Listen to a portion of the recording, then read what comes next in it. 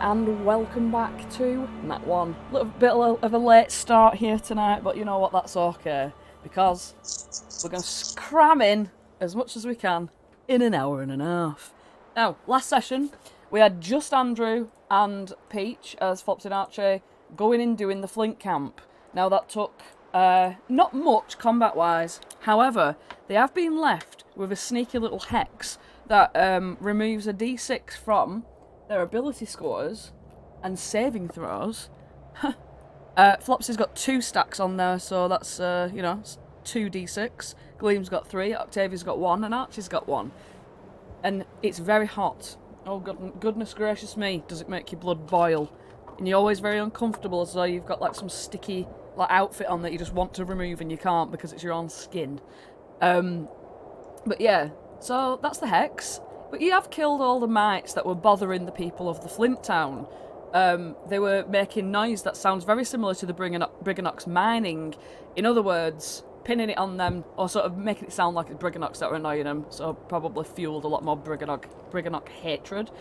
But yeah, so after collecting them all up and killing them all, rounding up these little mites, Octavia did the perfect no-looker, and I mean, if you want to see her cracking shot, go back to the last episode, and my, Octavia feels good about herself because she got some cracking shots today in that session. So finds that an appropriate moment to smooch the absolute face off Archie against this wall, and then obviously Flopsy and Gleam are like, "Oi, let's get out of here." Gleam admits she has a sneaky crush on who? Who knows? Why don't you go and watch the last episode? And hey, start sneaking around the cave to get out of there, because obviously they're like, well, let's leave these two to it. And Flopsy and Gleam go back. All the while, Holland's been snoozingly asleep on top of Albert, at the Albert Ougle. The foul not being, thank God he's not awake to see all this. And the fact that, poor little Holland, little child Holland, he's got all this fucking shit to come. And as he snoozes there, on Oogle's fur, Oogle feeling very anxious of what's around the corner, feeling like he can't stand still. Sort of wakes Holland awake with his jostling.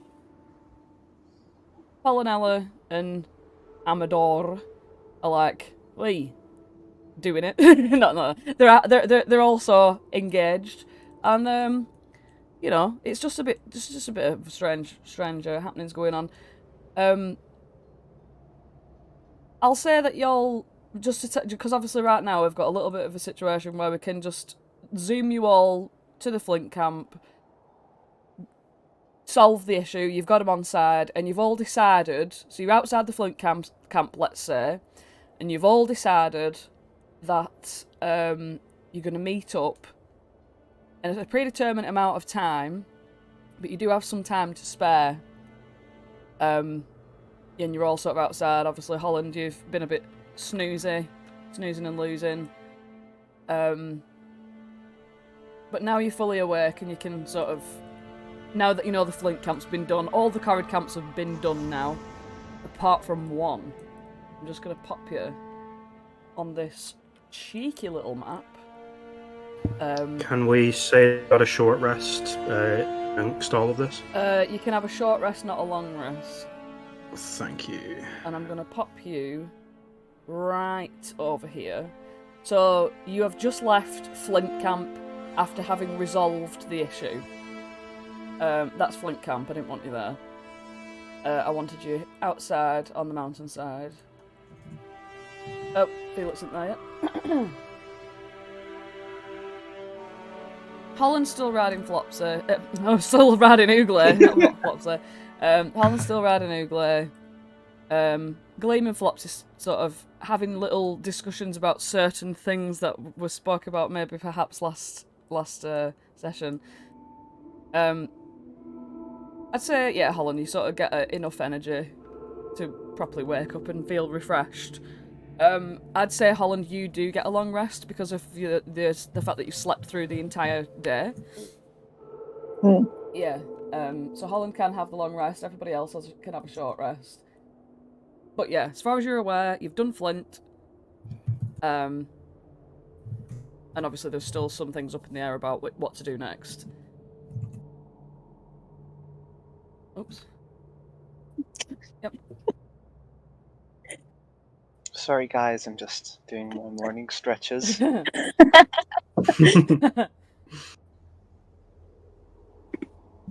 Wait, it's Yeah. morning? Well, it's always morning somewhere. And,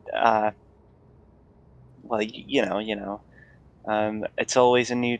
It's morning for you, Holland, Mr. Sleepy Pants. How long was I asleep?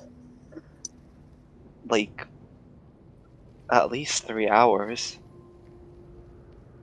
3 hours? Right. No wonder I'm so full of energy.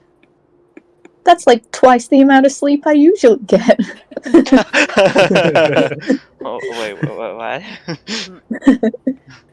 Mhm. Well, goodness, you need to make sure that you... I mean, you can figure it out yourself. But yeah, and I wonder if we have any cool plans for today, even though it's the same day as it was earlier today. Well, that depends. What did I miss? Oh, well, Flopsy, why didn't you inform Holland on just what exactly he missed? Well, after you And spin tuckered it in a yourself song. out, Sing it. I am not going to do that. I don't really... I can't sing and play at the same time, but he takes his pan flute out and tries doing, like, a toot to begin each line, and then singing the line without music, and then tooting after it. We went to the Cave of Flint, and then... No, sorry, I can't think of any rhymes for Flint. An unfortunate stint? Right. Not that I would know if anything bad happened. Yeah, maybe we should tell it in, like, that form. Of, like, Flopsy, you say the line, and then I rhyme it with something. And if I That should can't work, figure out a yes. rhyme, Holland maybe figure out a rhyme. Okay, so we went to the Cave of Flint, where we had an unfortunate stint. Mm-hmm. We were all feeling hot and bothered.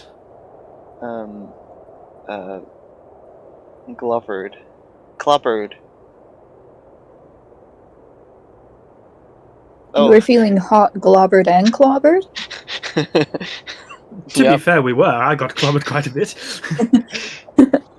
And it was pretty shit. I mean, crap. Oh no, you should have woke me up.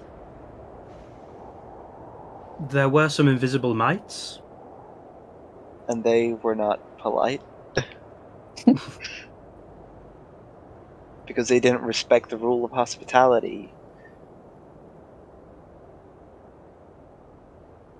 They took their knives and tried to stab at me. And Starting the... did that result I don't know, in their hospitality didn't fatality? rhyme. What was that, Holland? And did that result in their fatality? Not necessarily. But yes.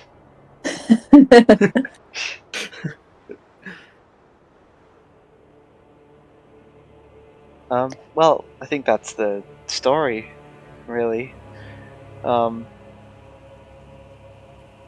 That's the gist of it. Oh, okay. So, well, you solved that problem, so... I don't know, I guess we could... find a cool rock. Let me just look out over this balcony and see if I see any... Whoa! What's that over afar, over yon, if you will? It looks to me like a kite. A kite? Right. Yeah, a real colorful one as well. I severely doubt that. Don't stand on my tail. You stepped on me. Yeah, I'm sorry. over Big in the radishes. far distance, you do see that through the battering ram of like lashing rain, you see that there is a kite still trying to stay flying, and in the winds, like still like the sort of traversing them quite deftly. Struggle might be the wrong word. It looks to be holding up quite well in this terrible weather, as it's now started to. Those sheets of rain come close to you, immediately just drenching you as the rain patters down around you.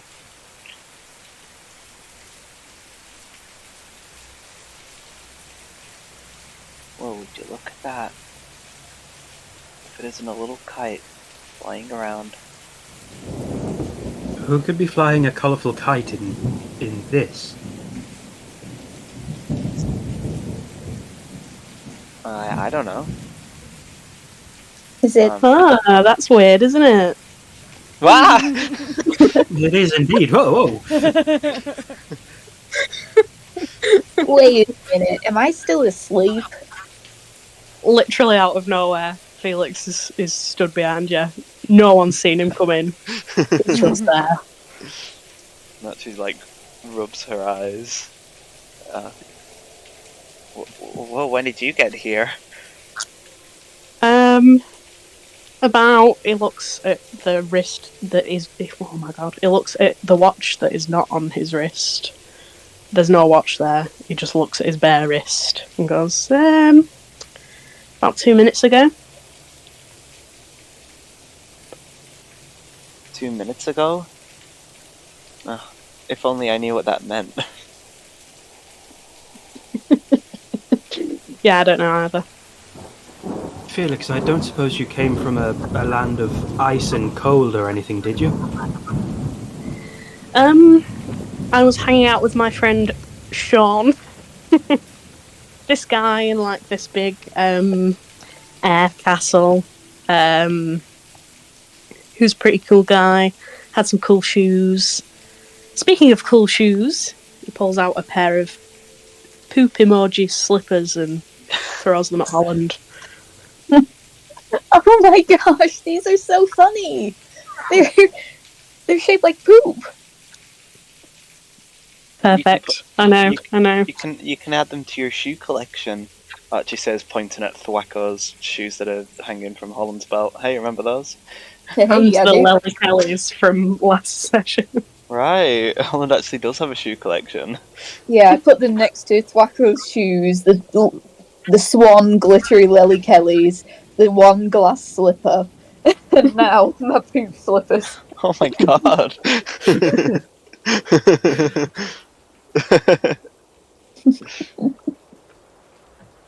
He's just swagged out. Move over, Flopsy.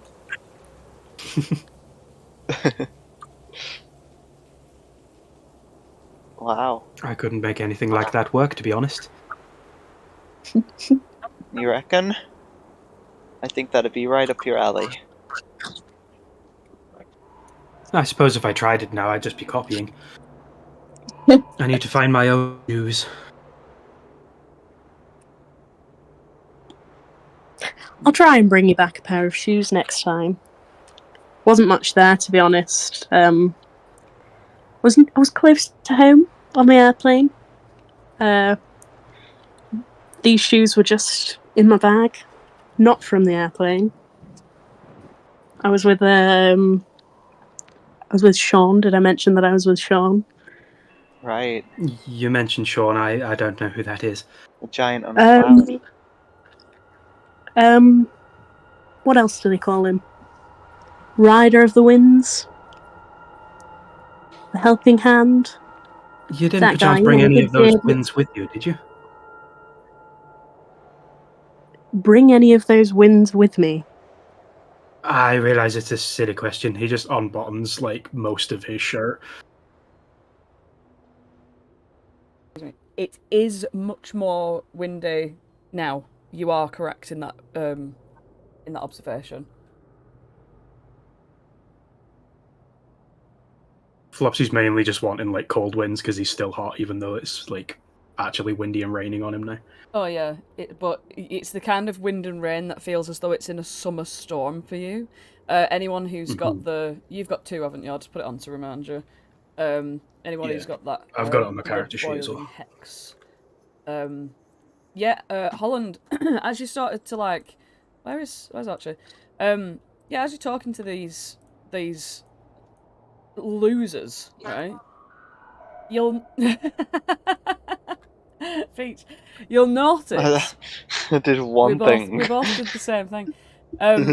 You'll notice that Archie, Flopsy, and Gleam seem to be suffering from some sort of close, warm feeling that like they'll pull at the clothes, or you know what I mean. They look very stuffy. You can even see it like in the complexion that Archie's much less pale than normal. It's like a weird bit, like starting to glow a bit pale red, you know, like beetrootish sort of colours.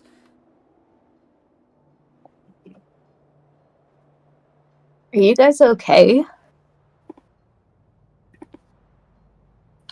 Perfectly fine. Never better, in fact. Why are you Is undressing? it a little warm? Well, is the rain not like slightly, just ever so littly boiling to you? Yeah. But that might be a good thing. Like, maybe Jan's starting to warm up. Summer in Jan. That is a very good way of looking at it. Does it look any more summery? Looks out to the landscape. Maybe the look comes after the feel. Are you sure you're not incredibly warm, Holland? No? Well, I'm only incredibly warm, Flopsy. I wouldn't say I'm incredibly warm. That'd be like 2 warm points. I don't know what a warm point is, but I wish I could give one away. Maybe if we walk into the wind, it'll help balance it out a little bit. Right. Should we see who's on the kite? Good idea. Holland like walks up to Flopsy and puts his paw in his face and just close proximity gust right in his face. Close proximity. Personal friend. All the fur on his face just like shoots back. His eyes look massive and his like kind of just wobble with the gust. Is Holland pushing Flopsy off the balcony with Ghost?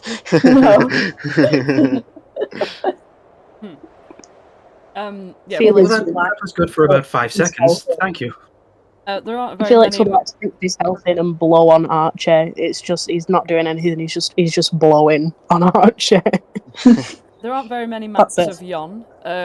So I presume that you are currently now walking sort of through, like down little rocky mountain crags, sort of like through winding sort of pathways. Sometimes the kite goes out of sight, covered by like a corner of a mountain, but then you right yourself, oh yeah, there it is, still on the horizon.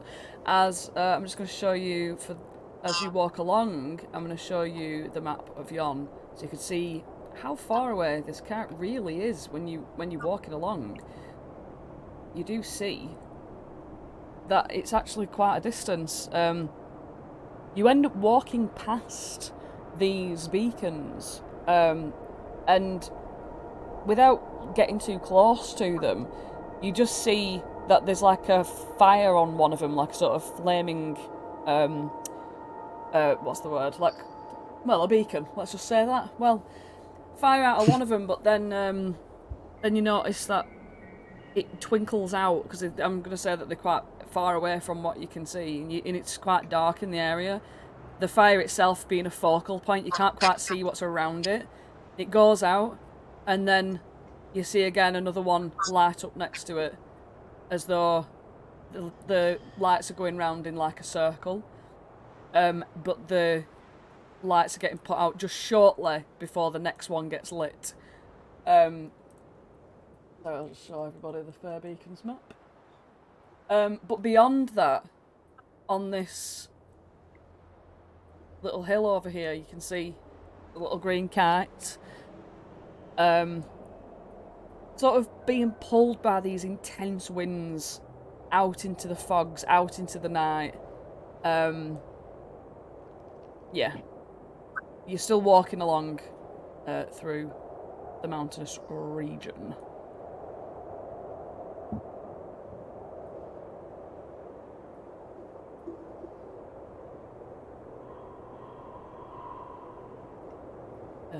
Well, look at all these mountains.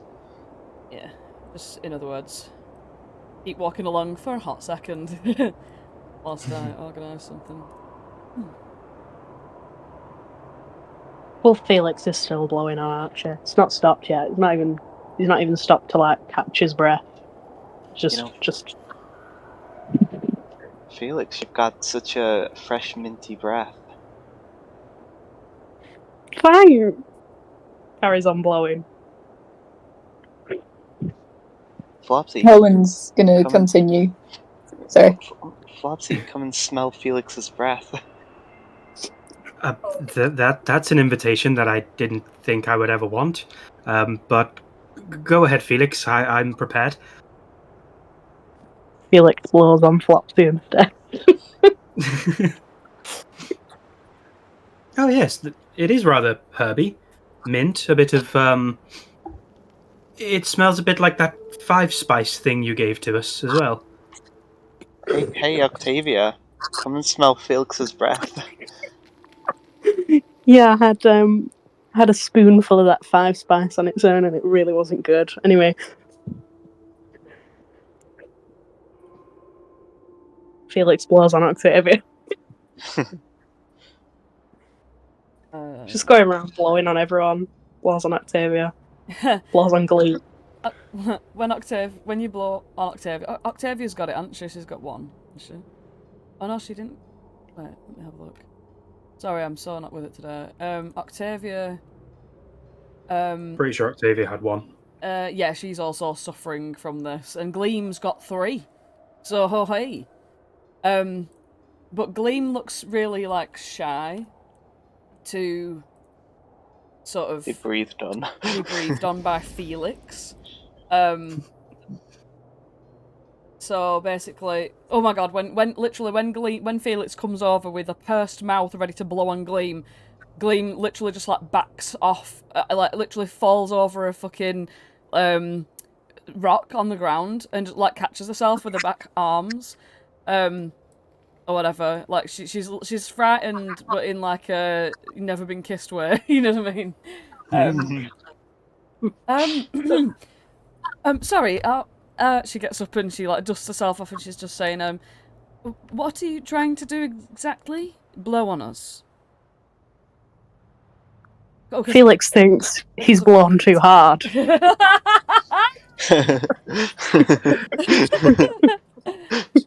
like, oh my gosh, I'm so sorry. Did I blow you over?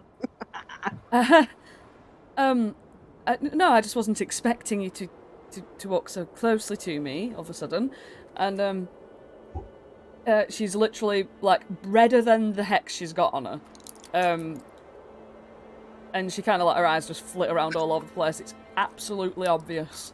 Like it's obvious. She couldn't even believe that you've come back so fast. It's like some sort of fate to her. You can literally see this like really excited but really nervous look on her face. Yes, I was just a bit nervous that you were gonna just. I didn't know what you were doing. Maybe you was that strong of a blower. Haha. She's trying her best to like make herself, but she's just digging it further and further and further. Octavia looks over. She sort of like folds her arms and raises her eyebrow at Gleam and gives her a little smile. And Gleam gives her this like dark, like stop sort of look. Octavia leans to Archie, and she's like, you know, like she's really careful and everything and all that, but look at her. Wait, do you think Gleam has a crush on Felix? I think that's the most obvious thing I've ever seen. Don't my you have like goodness. really good perception? Right, but but I'm not good at reading people. I don't think you need to be. It's look. If she took that mask off, it'd say "I love Felix" underneath. Oh, really? Do you think she has like a tattoo somewhere? Yeah, like written in like lipstick. Right. Yeah. Huh. Um, she's just smirking at Gleam, loving the strange irony of the moment. Where's Holland gone? He's just like chilling on the mountain, isn't Yeah, he's climbing around. He's got excess energy. Oh, he? nice. Scroll to the right. Oh, there he is. There he is. But yeah, she's sort of like looking awkwardly. Gleam's sort of looking awkwardly at Felix and spots Octavia, and she like comes over and she's like, "Stop it," and then smiles nicely at Felix. Yes, it seems as though we all got very flustered in that cave we were in. These two even more so than I. She points at them, tries to direct the attention to them, and goes over to Flopsy. And Flopsy and myself were very... Wait, were you kissing? No. Absolutely not. No. No offense, Gleam, but no, you're no. Gleam looks over at you like, what? No offense, but we weren't kissing. I like mouth opens and closes a little bit like and then she just like turns around anyway, like as if she's not bothered really, but she would wonder. And yeah, and she says, "Look, it just made us all very hot and bothered, and I don't know what this is, but I feel very constrained by everything right now. I just want to, like, just rip my skin off at the end of the day." So she's just gonna, like sort of zip down, like it's got a zip. Just sort of like the full, like, spandex leotard sort of outfit she wears with the like, thin plated metal shoulder, slight light armour. She's just going to sort of like loosen up all the collar area and just sort of like fanned air into her sleeves because it's so tight fitting. And she went, "Actually, if you don't mind, can I just put my pyjamas on instead? Because it will, protect me less, but I can't stand this." Felix, at that point, you notice that your efforts have not worked. Holland, if you're overhearing this conversation from where you are, they are still struggling with this. Anyway. If you all consent, Gleam's going to run behind a tree and just, like, get into a loose-fitting t-shirt and those Harlequin style pants that she has in her bag. I don't think it's a Not bad behind idea. my tree, though. She runs behind. No, she doesn't. She goes behind this one. Yeah. Her AC will be lowered while she's in these clothes. Well, let me tell you. How dangerous can a kite man be? Wait, I've got an idea. I'm gonna get on Flamehoof's back. Maybe he can confer his fire resistance to me.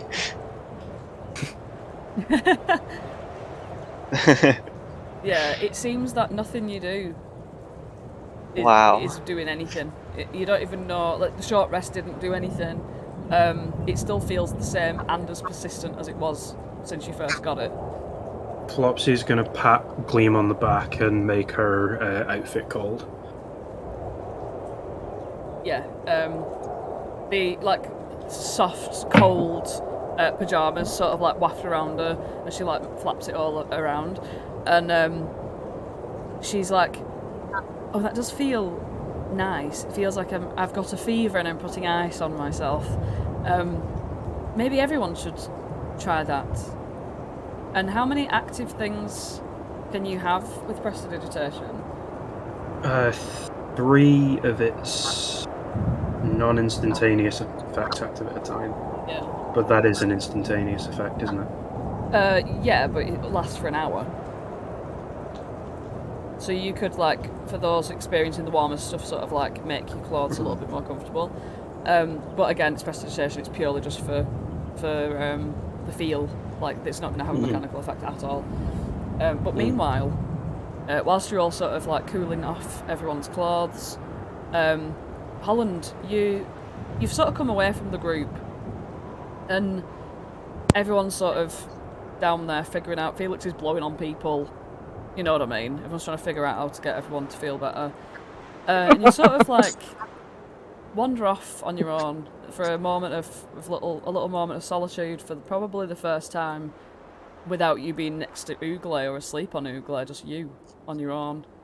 And as you sort of get up this, you've climbed and bounced your way up this large outcropping of rock. That's like, and I mean these boulders are steep, you know, like you've been bunny hopping 15 feet to get up to each one, rising up as far as you can go.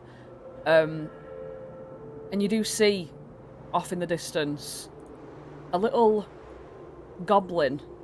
As the sort of layers of mountain part to make way for viewing from your height who's holding on to this kite, and you see a little goblin, indiscernible features from this distance of your height, sort of frustrated, hanging on.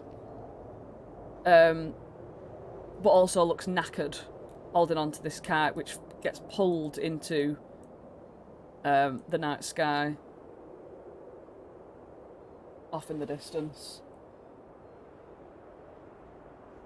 Huh. And I thought it was just you and me up this mountain, he says to the tree. You are afforded Well, a quiet moment of like respite here. Away from the relationship drama Yeah. that's happening down there.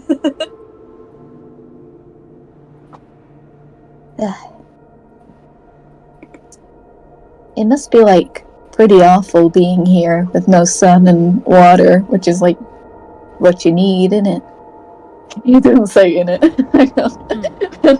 In it. Which... In it, Gavna. Yeah, it's his old Feywild accent slipping through. Oh, I've been here for so long, I'm starting to talk like Agden. In the Hither accent. Well, I mean, there's not much I can do, but I have a little bit of water, and he's gonna climb up to where this little hole is and just use his watering can, just pour a bit of water in. It's just normal water by now.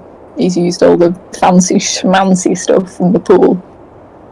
Nice. But, yeah. And on the sort of ashy wood, you see, you know how when you pour water on it, it gets darker and starts to like sort of bleed through the ashen sort of chalk-like wood, as it is so dry and like frail and brittle.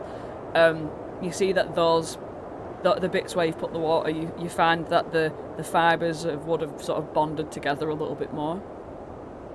I'll use a shape water to like spread the water around a bit more evenly. Oh, nice. Yeah, you sort of drag that water up. What's your stack? 2. Nice. It reset last time I was playing. Nice. Yeah, you use that to sort of drag the water up, all the moisture up and through. As you drag the moisture away, though, you find that because you're not creating water, you drag it away from where you put it. So whatever volume of water you had left, you can sort of, in other words, sort of stroke it around the tree, as though to allow the tree to feel what it's like for all of its parts to be bonded once more and to be moisturised, but it will only be fleeting. Yeah. I'm picturing it like almost like a ribbon wrapping around the insides of the tree. Beautiful. Yeah.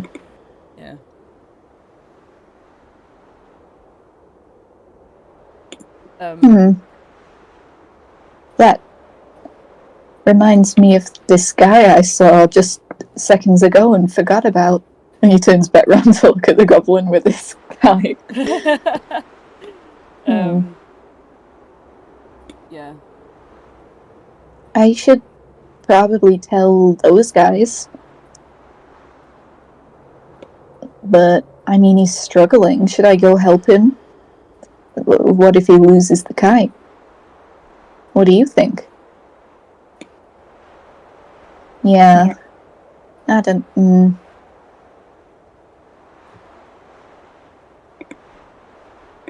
Well, Archie wanted to see it, so I'm gonna go get her. As you're sort of walking down, as you start to descend, it's very, very, very, very, very steep. You do see Felix levitating up to meet you. You couldn't have seen because obviously he's so high up on this steep hill, but he's on his way up, levitating. Hey. Hello. Forgot this, by the way. Of course, because Felix cannot just give you a pair of shoes every time. Felix has also got to give you an orb. This one's a rainbow orb. Slaps it in your hand. That's it. Thank you. You're like my main source of collections. Like I just collect things from you. Call me the orb and shoe supplier. Hey. And whilst you're I up really here, like. sorry, yeah, I was just gonna say, Felix, whilst you're up here, if you sort of like casually look over Holland's shoulder, you can see the cat and the goblin holding it. Who's that little thing? It What's looks going like on? a goblin holding Archie's kite. Is it Archie's kite? Have we determined that? Well, Archie wants to go with it. I think. Well, it's Archie's now. Let's get that kite. Hey, Archie. Oh, hi. Hello, down there. Oh, you're up there? I Yeah. don't even know where I was looking. I just thought you were invisible again. No, I'm up here, silly Billy. There's okay. a I'm coming up. And I fly up on flame hoop. look over there.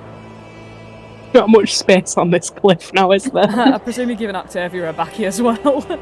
Yeah, of course. Yeah, Of yeah. course. Anyone look. else? It's a little. Flopsy's just coaching Gleam in the meantime. Like, no, I don't think it was awkward at all. I don't think anybody could notice. Oh, everybody's sure? gone. I thought it was the most like, oh god, when they came up to me with their mouth all like, ooh, I was like, oh, what, you know. No, well, I knew here's it wasn't the going great to be thing a kiss. because I mean, that's silly of me, but you know, it looked like it. That what, you know, is that what people see when people come up to them? I don't really know about what people see when they're about to kiss, but I suppose it could look just like that. But you fell over at the perfect time, though. It just looked as if Felix had blown you over. I'm sure that's what everybody thought. Oh god. Oh, I'm not going to make it a thing anyway, so I'm just going to leave it at that. But do my pajamas look a bit like crampy? I wouldn't really call them grumpy. They're airy. They look quite comfortable, actually. A bit better than the tight. Flopsy starts like loosening his leather armor that's under his shirt. I feel a little bit strangled. I'm not going to lie. Yeah, I think it's best to take as much off as we can. And she takes the mask off at this point. She literally just looks like she's in her actual pajamas, plain t-shirt, Harlequin style pants, and her boots she keeps on. Like she's swapped them. She swapped the fancy ones for the normal brown boots. Well, maybe the wind gets colder the higher we go, and everybody seems to have disappeared. I think that is. Oogle just pushes past Tavia's you like, back. Oogle, get your sweet butt up here, my boy. He's gonna have to make a check because you lot were all able to climb these 15-foot high precipices quite easily. But I mean, if we can learn anything from BG3, it's that owlbears look cute as fuck climbing up a wall. Let's see how cute he looks. Right. Let's have a little check. Make a cute check. Make a cute check.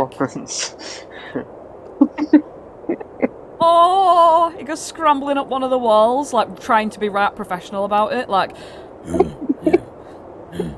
And then like his little scrambly nails, like claws, like. And then like he looks at me and he goes, and just falls backwards onto his back with all four of his little paws up in the air. And I say little Aww. paws. These paws could like grasp your skull. You know what I mean? Like, just all of them revealed, wobbling around like a tortoise on its back. He like like, you know how dogs flip themselves like onto the front straight away, and he like looks up at you all with his craning sort of thick neck twisting around, looking around. With his owl head twisting in all different directions of how he's gonna get up there, and he don't think he can. So he's gonna like stare at you as he like walks around the base, and sort of like realise how far you can see on his face how far away you are from him. He don't like it. Aww. Yeah. I'll start hopping down when he's looking distressed. Hey, hey, hey. You see his body visibly become a bit more relaxed. You get the impression that since you first met him, he has become a little bit sort of averse to being apart from you, like a bit of a separation anxiety, perhaps. As that it was so clear that he's now content that you're near him again. I'm not going anywhere, buddy. Yeah, that he just sort of like nods, like professional, and he's like, yeah, let's go, because he's like, yeah, no one saw that in that sort of attitude. Yeah. So Holland, the orb you've got from Felix is an orb of prestidigitation. You now have that to use at your whim. At your whims, at your will. Yeah. And yeah, Holland's gonna lick it. when you lick it, these sort of like little sparks tingle at the tip of your tongue, and it feels like pop rocks a little bit. Like as you lick it, it's like light striking a match, like across your tongue. You taste the magic in this. You know what this can do. He like smacks his lips like he's doing a wine tasting. Yeah, that's like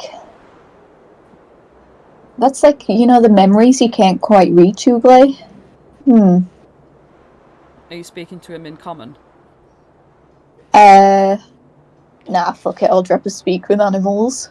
Yeah. He says, memories. Yeah, like things that were that aren't anymore, but you still know they were at one point. Past. Little. Yeah. And he looks and he goes, I was little. Aww. He does betray a look of fear for a split second. In his eyes, you sort of see a bit of vulnerability. And he goes, Mother. Gone. And he like looks off. No. He says, big dragon. Huge claws. Grabbed her. Bye, Mummy.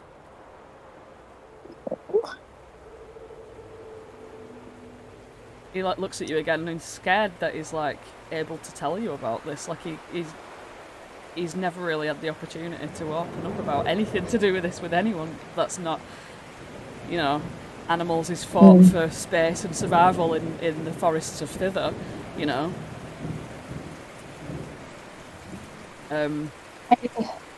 I lost my mommy too.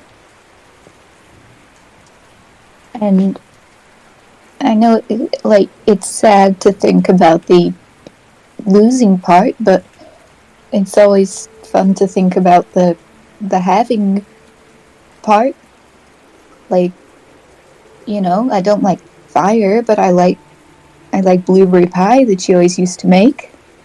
and he'll use the orb to make the smell of blueberry pie just sort of waft through the air. He, like, sniffs up around it, turns his nose away a little, and he goes, I like meat. I know, buddy. Fucking, I don't know, deer float through the air. As soon as you send the smell of deer, a deep rumbling inside him trembles. I don't think he's eaten today, has he, in this day? Not yet. He hasn't eaten today. And that's smell. Oh, he says, hungry. Okay, we'll find you some food. Somewhere out here. He looks at you and he says, you know that he's finding it really difficult to sort of like put together any actual solid sentence. He goes, you rabbit.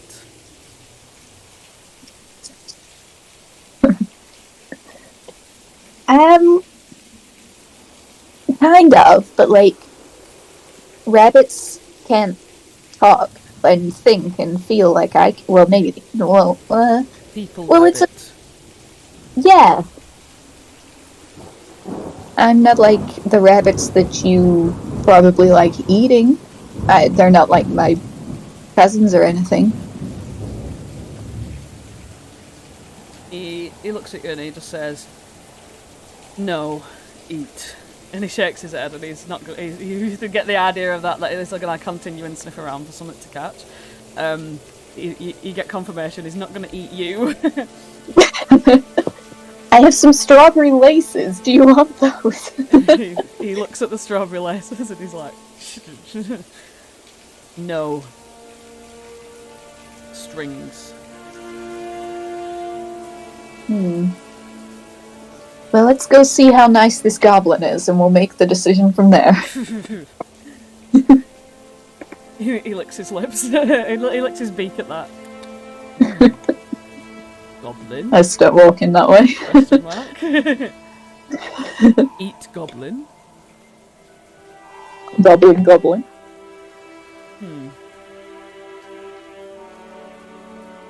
Anyway, you walk along, you see this goblin. And you all converge in however you get there. You all converge towards... Flopsy does not fall that off the hill. Towards this goblin. That was a close one. A kite. Now, here's the thing. This kite, as you get closer to it, even in the dark, even in the fog, even in the whatever, you see that at the very end of it there, it actually has a very evil... What have you done? Can you make that face a lot eviler, please, and a lot more angry? Sorry, Yeah, it's my okay. bad. Make it really evil. And you see that it has 5 of these bows attached. Not this many. Specifically 5 of these bows attached. The design can remain exactly how you've done it. That's absolutely fine. But it's got a very evil-looking, hideous face, like stretched over its diamond frame. And it's cackling in the wind, and saying stuff like, oh, you pitiful creature of diminished wits, clinging to my string with your awkward grip. Look at your grubby little hands, not fit to hold me, the master of the winds. And the goblin, you see as you get closer, seems to be a little female goblin, and very, very, very young looking, as though a child. And you see that she's struggling to hold on to it. Her back is to you. The wind's being so noisy she doesn't really notice you're on your approach. You think that this evil kite is focused purely on berating her attempts to hold him. She's wincing with this effort. Eat, goblin. I don't know, she seems a bit small. I think, you know, like when things are too small for your tummy, they get stringy and bony. Let's just talk to her. I'll talk to her. Hello? Do you need help with your kite? Your voice getting lost on the wind, like it's like hello. In this blustering, and by the way, it's blustering badly. Like it's like pushing around. As you sort of like walk up towards her, you can see like a sort of head turns on a swivel, sort of like over her shoulder as she sees you approaching, and she says, "Oh, my arms are so very sore. I don't want to fly this kite anymore. Why don't you let go? If I let go of this string, and Creeping Lynn said I'll become an old thing." Huh.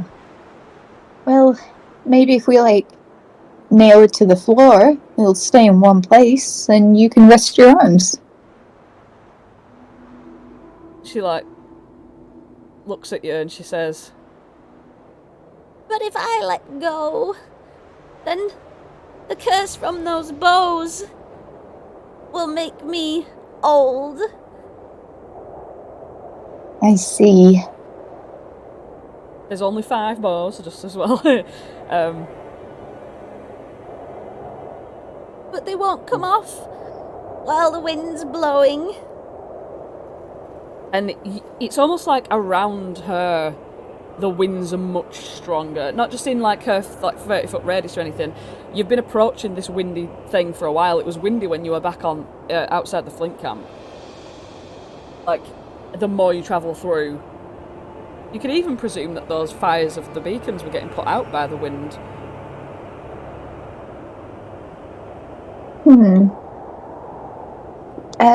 Just 1 second. Kite's cursed. It's cursed. Yeah, she's gotta hold on to the rope or she'll turn old. But the kite looked so friendly from afar. I know. I mean, it doesn't really now. But when we got closer, look how evil its face turned out to be. Than from maybe what was originally envisioned. It's even saying evil things. Yeah, it says, it says, "You think you can dance in my lofty world? Your feeble mind can't fathom the skies. You're bound to the dirt." says the evil kite, as it mocks her attempts to hold on to him. What if? What if?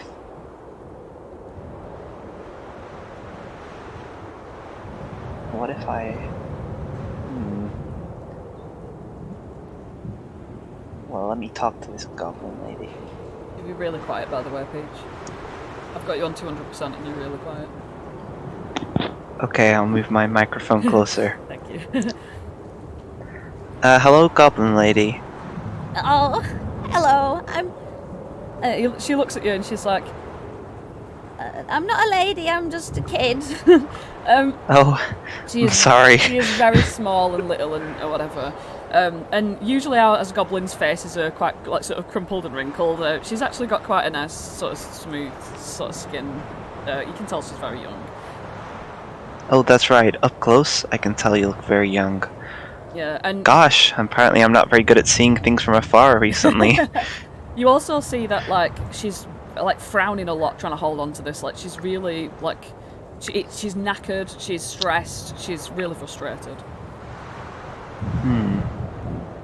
So, you said I overheard you saying something about Creeping Lynn. What did she say exactly?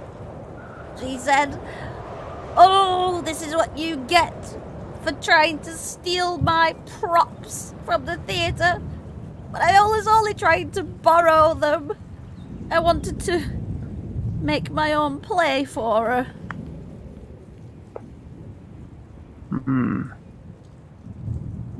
So she cursed you? She said, I'll punish you within an inch of your life. And I said, oh, please. Oh, come on, please. And then she said, hold this kite. If you hold this kite, then I won't punish you. Maybe. Maybe we could try and pull the kite down from the sky. I turn like to the rest of the group. If we combine all of our strength and get to pulling, then maybe we can tug of war it down.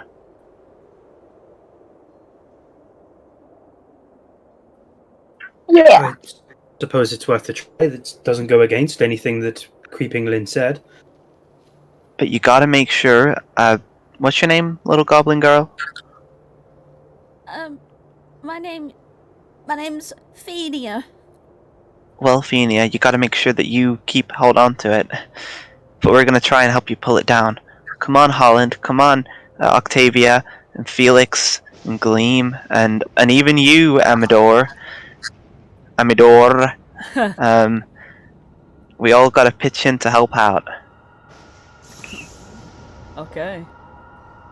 Flopsy's gonna lean into the kid and just be like, we got this, we're going to get you out of this. And I'm gonna cast Mage Hand over the kid's hands to kind of keep the clasp around the string. Ooh. So that it can't slip out of the kid's hand. Okay. Right. Who's taking part in the pulling effort? Because when you grab onto the string yourself, oh my god.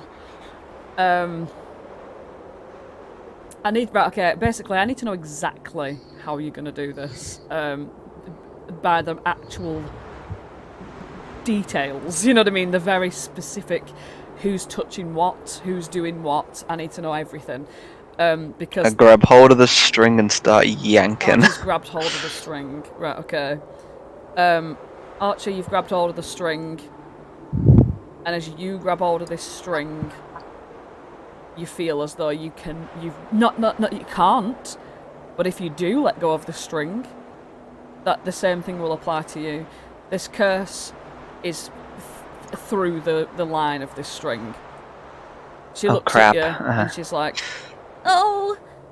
She can feel that you're sharing this, you know what I mean? She looks nervous for you. Really? This is not a good idea. You're all gonna get the curse if we let go.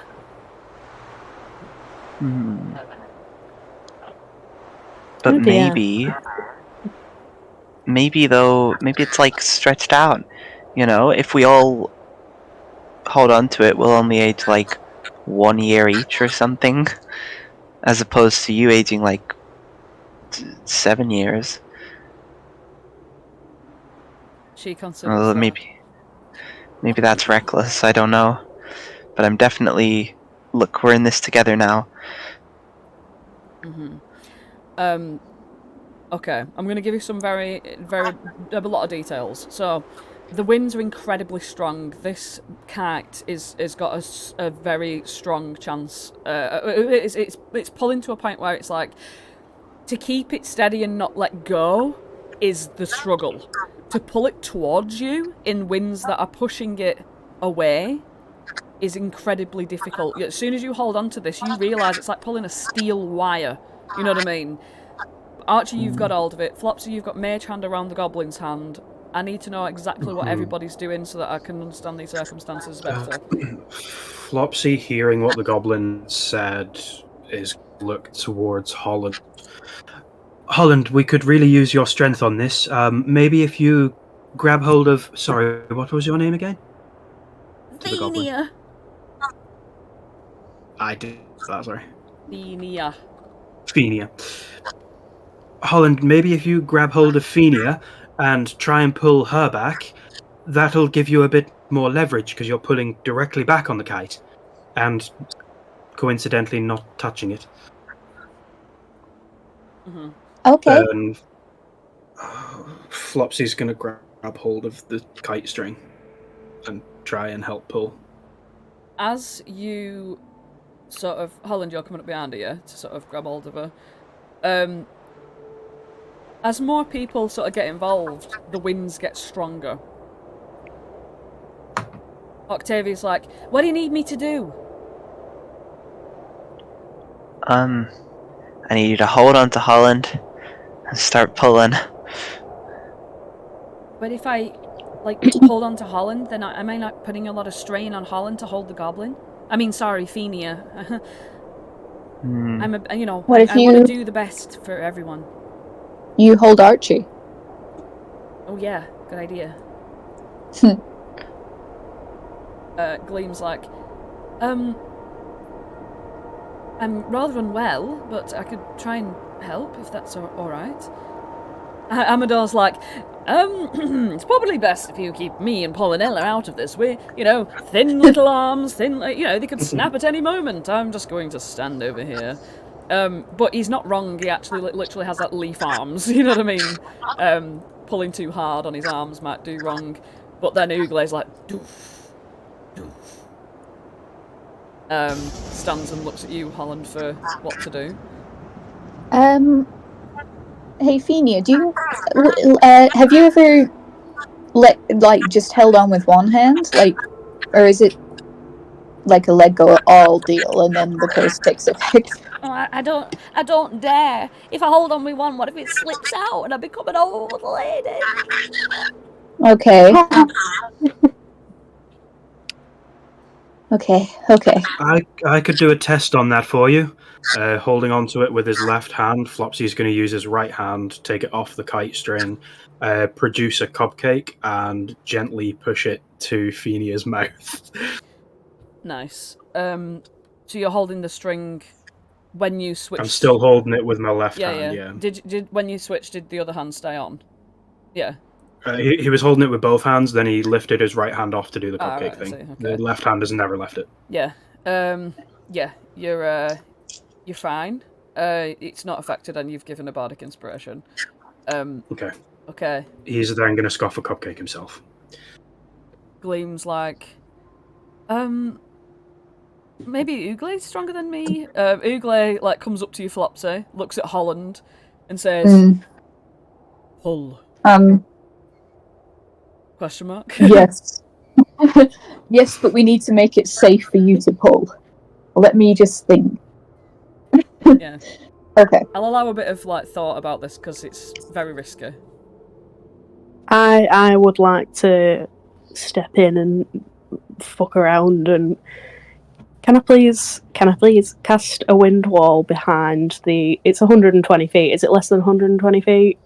It's not a long string, is it? It's like on the map. I know that it's drawn, but it's Yeah. like Can I cast it like behind the head of the kite to try and push it towards us? Absolutely. That's an excellent idea. What I would like to do. Yeah. Thank you. What a lovely idea. Oh my god, Hallie knows how to use spells. What the Please, what? Have you been doing the homework?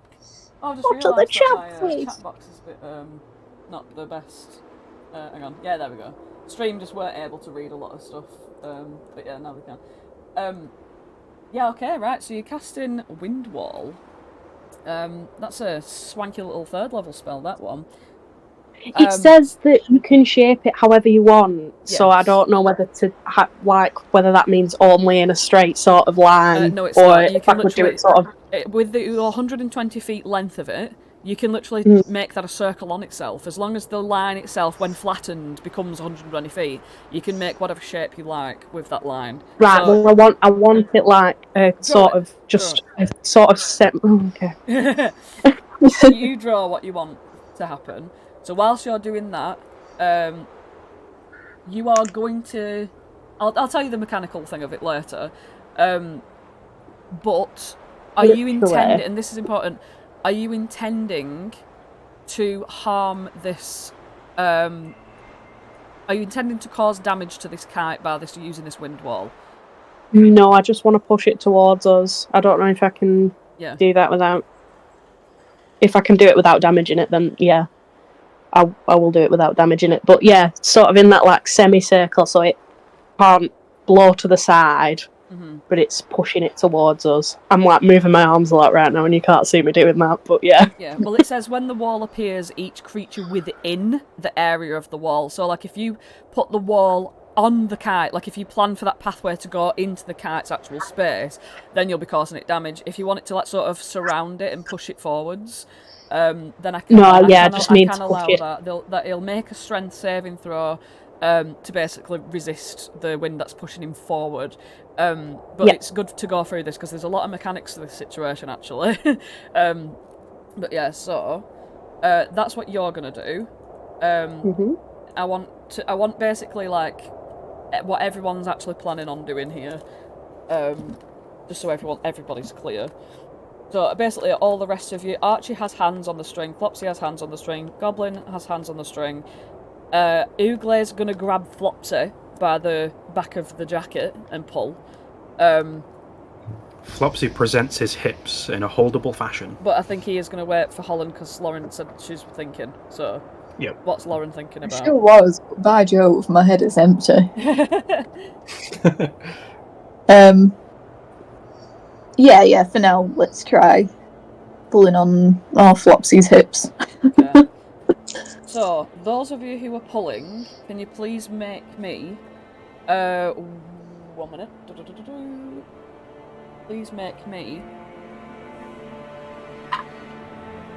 with advantage because of the wind wall pushing the kite towards and sort of disrupting its strength. With advantage, all please make me athletics checks. So those who are pulling,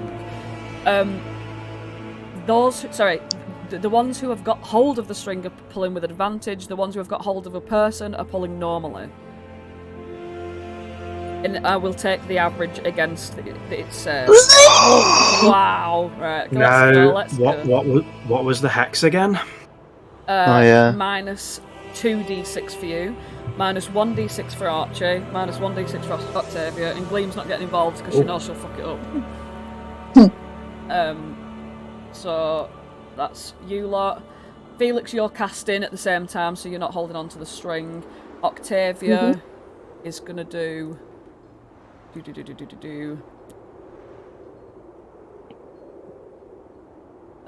Yep, that's good. The goblin herself, bless her. She's trying to pull. That's decent. That's decent. And Ooglay is going to roll with normal. He ain't got advantage because he's just holding Flopsy. Now I'm going to take the average, so everyone's rolled, yeah? Yeah? Oh, she's got a bardic inspiration. Yep. It's a d8, isn't it? Excuse me.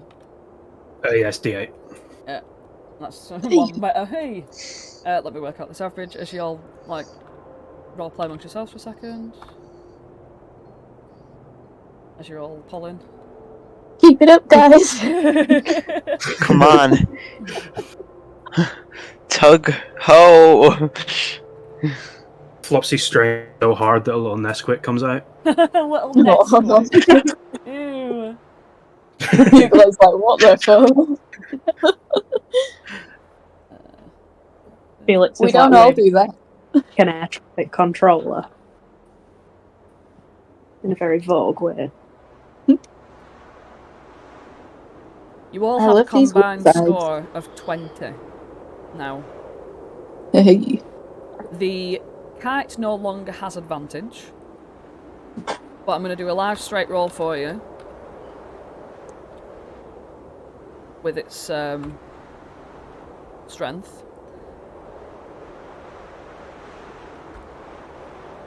Hey! Nice. And with your combined efforts, start to pull it, and as you start to pull it, Flopsy, as like the rope comes closer to you, you manage to get your other hand on it. You know what I mean? As though like you know, like a mime pulling a string. You know what I mean? Yeah. Pulling it closer and closer to you until it gets close enough that I mean, I'm gonna destroy the. I'm not gonna destroy the image. I'm just gonna do whatever. You know what I mean? It's getting pulled and pulled and pulled. And it's like shouting abuse at you the whole time. And as you're pulling, Archie and Flopsy and the goblin, you're sort of like trailing the string through your hands. You come to the first bow. And then you can sort of like either choose to. With this, you've succeeded massively. With this, you can either choose to sort of like gather it all up at once and bring the full like face of the diamond towards you close, and have it all wrapped up in a string. But just bearing in mind, with each sort of thing, it's going to try and escape, keeping your DC of 20. With each bow, you know what I mean? Basically, as the bows get closer, the little goblin girl's like, "That's what's doing it! These bows!" She did tell you before, I don't know if you picked up on that. So as each bow approaches you, you can undo it, for example. I think, yeah, there's no check to undo the bows, you can just undo them. Alright, I'll undo the bow with one hand. Not undo it. Yeah, I think I will do a little DC on that because it's like tying a knot, but the other way around, and with one hand. Oh, I can't do it. I can't do it. I was gonna say, yeah, maybe those touching the string shouldn't try and undo the bows. Well, I also just can't do it anyway. Oh, you can't tie or untie a non-magical rope. Right, I just remembered. You can. Flopsy, you're the well, I mean Felix maybe, but Flopsy, you're the only one who can do this. Well, yes, I don't want anybody else having to touch the strings. It's Here we be a go. really low DC, such as 5. You can do that if you're using one hand. You've got disadvantage though. Gleam's actually going to come around and say, "Should I try and do something? I'm not pulling anyone." I don't know if touching the bow is going to count as touching the whole string. This could have repercussions for you. She looks a bit like scared at that. Well, it's up to you. I'm here if you need me. I don't mind trying to begin with. What attribute do I need to roll? Survivable. It's a DC of 5. It's literally nothing. In other words, just don't get a Nat One. Even if I get a 1, it would be Ooh! 5. Does that like still cancel it out or no? Oh yeah, it is a 1. That's yeah. You fumbling with it and you just can't quite get it off. Yeah, you're fumbling with it. You can't quite get it off. The Nat 1 will always fail. You know what I mean? No matter what. Yeah. Makes sense. Yeah. Gleam's gonna have a go at it. Oops, that's the wrong button. She's gonna have to take off 3d6 though. That's a Nat 1. Oh yeah, with my Nat 1 I would have taken off 2d6 as well, so... Yeah. We're both just terrible. Yeah, you're fumbling with it and it seems to be really, really tightly tied on there. I mean, obviously these are cursed bows. Enderlin's no fool. Felix... We could maybe reel it all in and then untie them later. I was going to say, unless Felix, you want to try? Felix, your hands are free. You can attempt to do this. Your concentration on wind wall doesn't mean that you're like indisposed. Am I just gonna roll? Am I just rolling survival? You're rolling survival, yeah, and you can. Oh my god! What the hell? Jeez Louise. Octavia says, I could let go, but that will reduce your DC that you've got solidly of holding on of 20. If anyone lets go, you'll reduce the DC. In other words, you'll take away your roll that you'd made for the strength, and then the average will be recalculated. Wait, maybe we Get could that try bloody goblin girl doing it. Wait, maybe Flamehoof can, like, use her mouth or something. Good idea. Flamehoof trots along. Amador as well is like, perhaps I could help with that, because it's a fine detail, but I'll let the horse go first. She comes along. Horse has not been very deft at, unraveling things. She can attempt to bite it and pull. Flamehoof is deft, right? Right, let's have a survival check from Flamehoof. Is that wisdom? A survival check is wisdom, yeah. Oh yes, the first bow is gone. And now the horse just showed us up. Yeah, the horse just comes, picks up the little, the trail of it, pulls it, unravels and drops to the ground. And the kite is going to scream in anger at that, and is going to make that check again to pull away from you all. You're holding on to that, that 20 DC average. Whoa! Yes, you get the next one. Let's go. Flamehoof, you can spam Flamehoof on this, so that this is the second bow. Yeah, I just need to do it aesthetically, Move that ribbon down. Yeah. Now it is time for Flamehoof to do the thing. Flamehoof is doing the thing. Yes, Flamehoof gets rid of the second bow. The kite again. Rah! Oh, you're good. Third bow. Flamehoof's just delicately getting the teeth involved, just yeah. Chewing them up as they all go. Flamehoof is great, Absolutely fantastic. Flamehoof can do it. And the kite's Rah! 15, good. Yep, it's pulling and pulling, it's pulling as far as it can. Come on. Can we get another melodramatic line from the kite? Welcome, fools. Welcome to your kite. I'll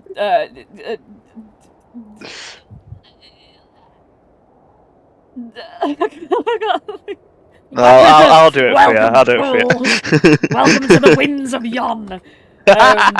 Yeah, it's trying its best as it pulls and pulls and pulls. Let's have two left. Yep, we've got a sexy little 14 from Nightmare, from Flamehoof. Whoa. 12 to pull. Let's not be so rude. Here we go. And the last bow. That's like calling Holland Harengon or something. It's pulling. Okay. It's pulling.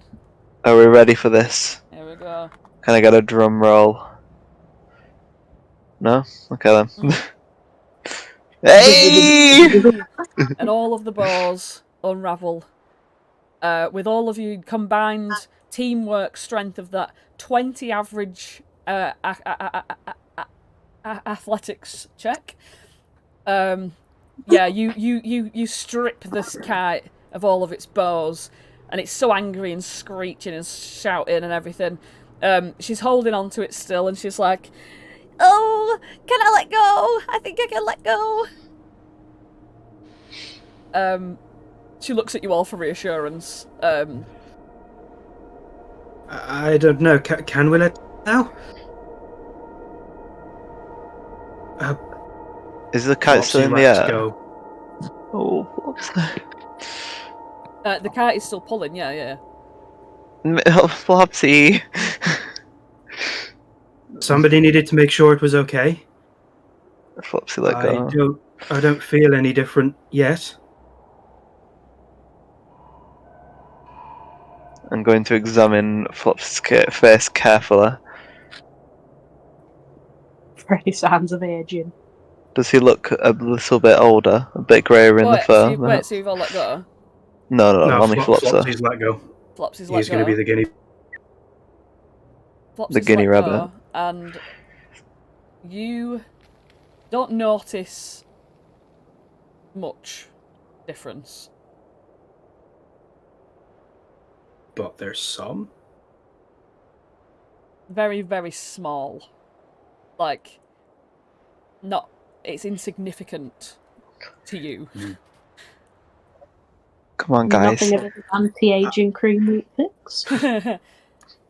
We need to get this evil kite down once and for all. I might have prematurely crossed him out. You feel as though that the kite's line, the string, has a baseline thing on it. That's like the starting of it, and then the bow's all added to it. this baseline is meaningless to anyone who's not about to become an adult.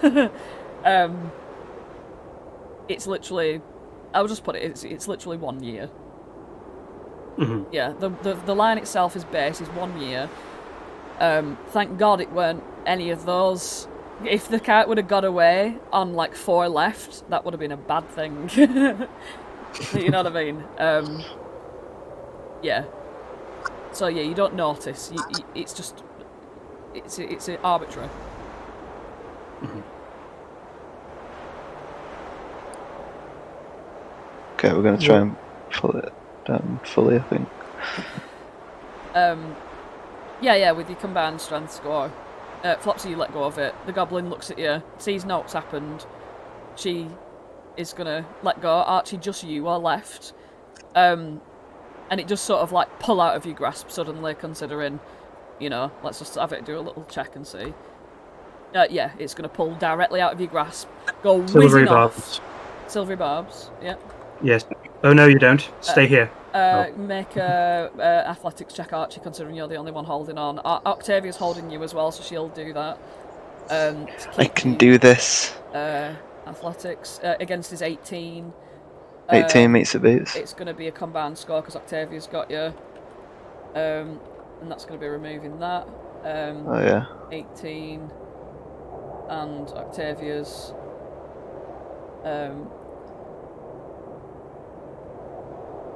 Oh no. Octavia holding on to you actually has sort of jostled you a bit too much, and it literally flies out of your hands, like being wrenched out of your hands, and just like whips off into the distance as it flies away. And as it does, it's just sort of like a sort of a distant echoed voice of like, "And now I ascend to the heavens!" And it just flies all the way up, not realising that it's going to eventually bump into a fucking dome of black as it flies off into the distance. And when you look at the goblin, she has had a little growth spurt, considering she's a child. She looks 1 year older. But doesn't seem perturbed by that. She sort of like looks around and she's like, "Oh, my back's a bit painful, but I feel okay." Really? 1 year? Yeah, being like, you know, like how an 8-year-old to a 9-year-old goes suddenly. You know what I mean? I don't know if you've seen children grow over time, but like An 8-year-old to a 90-year-old, you mean? No, it's the growth spurt is quite painful, isn't it, for some people? Oh. A sudden little burst of sudden height. Yeah, like growing pains. Yeah. She doesn't grow very tall. It's like an inch or something, but it's still growing pains. And yeah, she looks at all of the bows on the ground, and she says, "Oh, Endelin said each one would have been. Well, I didn't want to scare anyone, but I don't want you to feel like I've tried to dupe you or anything. But each one of those," she points at them, "was 10 years."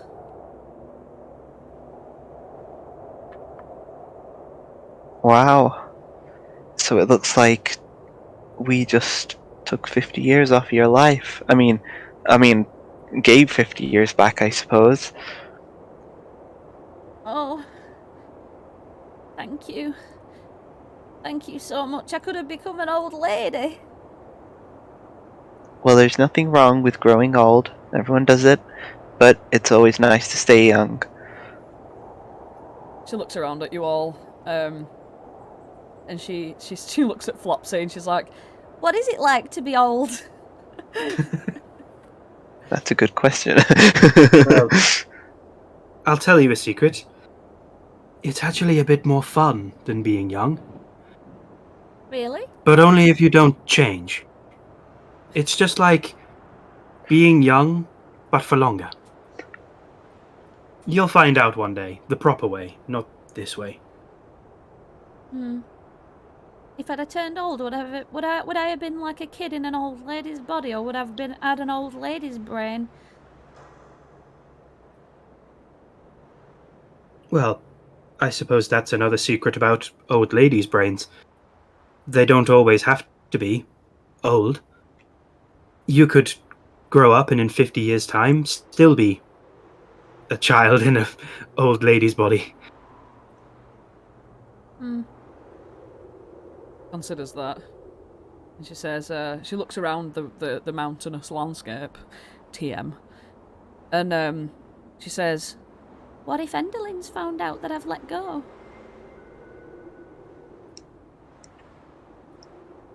Well, you don't need to worry about her. Well, have you seen her? I know, right? She's so ugly. It's Oh, that's so not what you meant? scary. You know, like, my dad works at the theatre, and she's so awful to everyone, and the only way that you can make her not be mean to you is performing for her and making her watch plays, and so she makes people do plays all the time, and we don't want to do it a lot of the time, but when I was nicking the props, it was just because I wanted to, you know, let my dad have a bit of time off so I could do it.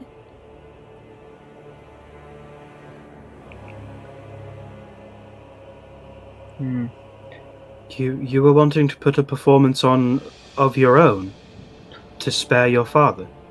Yeah, he's like sort of like a stage manager, and he sorts everyone out and gives everyone parts and all that kind of thing, and he just does a lot of work, and it stresses him out a lot. So I just thought, oh, come on, please, I can't have this for my dad.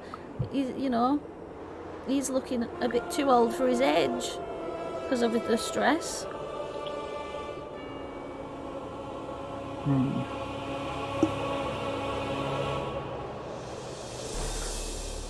Well, I understand that. It's like... It's a very noble goal, but...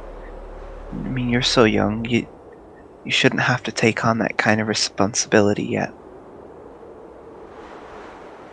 she understands this. She acknowledges that, and she just says, Well, he's still there, and I'm worried. What's your dad's name? Or is he just called Dad? Well, I just call him Dad. Well, that's fine. Well, we're gonna save him, you know? Really? Yeah, I give you my word. And we're gonna save everyone else in that accursed theater. Looks over to Gleam, but just in like a lucky kind of way, and then back to the kid. So we're gonna, we're gonna do this. But you need to stay out of sight for now. Don't let any of those, red caps or whatever else see you. And you can't go back to see your dad yet. Well, I know there's a little cave that I can go and hide. There's a few bits of moss growing and some lizards crawling around. and Ugle look like he's like at this. Well, I'll tell you what. How about you take this map, and I give her the little card camp map. Mhm. You know where it says marble? Yeah. I'll point to it. You need to go there. That's one place Enderlin will never see you. And tell them Archie and Flopsy and Felix and Holland and Octavia and Gleam and Ugle and Flamehoof sent you. Thanks. We don't have a group name. I'll remember that. And she gives you all a nod, and she trundles off following the map. You can just hear her repeating all of your names as she goes on. She's like, Flopsy, Archie, Octavia, Holland, Gleam, Felix. and then she leaves the scene. And that is where we shall end tonight's session. No. Thank you very much for watching, everybody. we will conclude tonight's session here. Apologies for the length. We'll be back at it again next Monday, hopefully on time. And I do heavily apologise, but I've had a lot of work to do, so you can all let me off on that one. Go on then. Yeah, go on then. Oh, come on, please, just let me off a little bit. Go on, Al, go on. Go on. But yeah, so hope you all had fun. Peach, are you gonna do your... Yeah, I am actually. So guys, all of these videos. Thanks for watching Nat One. All of these videos are posted on YouTube, so make sure you like, comment, and subscribe, and tap the notification bell. And today's Easter egg: fools, you are no match for my evil ribbons. Oh yeah, there we go. Right, see you later. Bye. Bye. Bye. Bye.